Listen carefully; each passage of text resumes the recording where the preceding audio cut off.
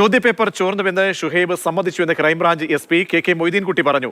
ചോർത്തിയതിന്റെ ഉത്തരവാദിത്തം ഷഹദിനാണെന്നും ഷുഹൈബ് ചോദ്യം ചെയ്യലിൽ പറഞ്ഞു. മുഖ്യപ്രതിയായ ഷുഹൈബിനെ താമരശ്ശേരി കോടതിയിൽ ഹാജരാക്കിയിട്ടുണ്ട്.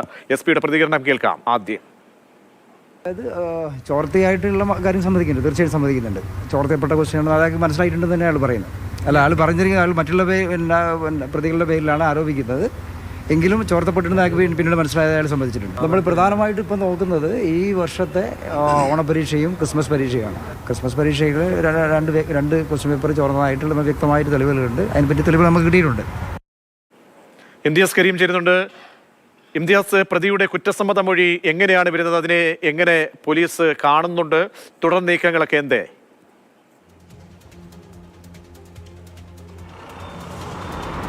പ്രജീഷ്, ചോദ്യപേപ്പർ ചോർച്ച സംഭവത്തിൽ മുഖ്യപ്രതിയായിട്ടുള്ള ഷുഹൈബ് ഇന്നലെയാണ് ക്രൈംബ്രാഞ്ച് ഓഫീസിന് മുൻപിൽ വന്ന് കീഴടങ്ങിയത്. ഇപ്പോൾ ഷുഹൈബിനെ ഇന്ന് താമരശ്ശേരി കോടതിയിൽ ഹാജരാക്കി. കോടതി ഇപ്പോൾ ഷുഹൈബിനെ റിമാൻഡ് ചെയ്തിരിക്കുകയാണ്. റിമാൻഡിലേക്ക് പോയിരിക്കുന്നു എന്നുള്ളതാണ് ഏറ്റവും പുതിയ വിവരമെന്ന് പറയുന്നത്. അതായത് ഇന്ന് SP മാധ്യമങ്ങളെ കണ്ട സമയത്ത് പറഞ്ഞ ഒരു കാര്യം, ഷുഹൈബിനെ ഇന്നലെ വിശദമായിട്ട് കസ്റ്റഡിയിൽ ചോദ്യം ചെയ്യുന്നൊരു സാഹചര്യമുണ്ടായി. ആ ചോദ്യം ചെയ്തപ്പോൾ അദ്ദേഹം പറഞ്ഞ പ്രധാനപ്പെട്ട ചില കാര്യങ്ങൾ, ചോദ്യങ്ങൾ ചോർന്നു എന്നത് ഷുഹൈബ് ഇപ്പോൾ സമ്മതിക്കുകയാണ്. നേരത്തെ ഷുഹൈബ് പറഞ്ഞിരുന്നൊരു കാര്യം, ചോദ്യങ്ങളൊന്നും താൻ ചോർത്തിയിട്ടില്ല, താനും തൻ്റെ അധ്യാപകരുമെല്ലാം ചോദ്യങ്ങൾ പ്രെഡിക്റ്റ് ചെയ്യുക മാത്രമാണ് ചെയ്തത്. ആ രീതിയിൽ ഞങ്ങൾ ചോദ്യം ചോർത്തിയിട്ടില്ല, അധ്യാപകർ കഴിവുള്ളവരാണ് എന്നുള്ള രീതിയിലായിരുന്നു അദ്ദേഹത്തിൻ്റെ പ്രതികരണമെല്ലാം വന്നിരുന്നത്.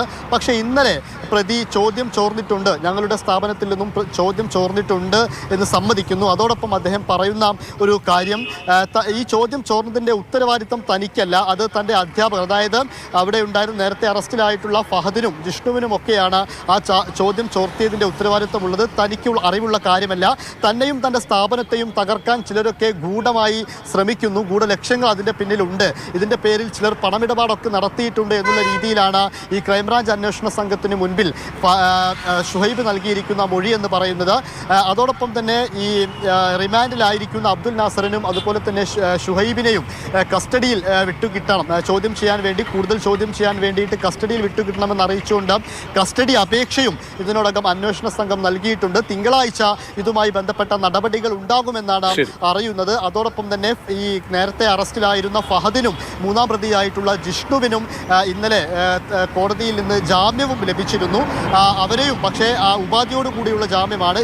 ഏത് സമയത്ത് വേണമെങ്കിലും ക്രൈംബ്രാഞ്ച് അന്വേഷണ സംഘത്തിന് മുൻപിലെത്തി ചോദ്യം ചെയ്യലിന് ഹാജരാവണം എന്നുള്ള രീതിയിലാണ് അവർക്ക് വിവരങ്ങൾ നൽകിയത്. ചോദ്യപേപ്പർ ചോർന്നുവെന്ന് ഷുഹൈബ് സമ്മതിക്കുന്നുണ്ട്. പക്ഷേ ഈ ചോർത്തിയതിന്റെ ഉത്തരവാദിത്തം ഫഹദിനാണെന്നാണ് ചോദ്യം ചെയ്യലിൽ പറയുന്നത്.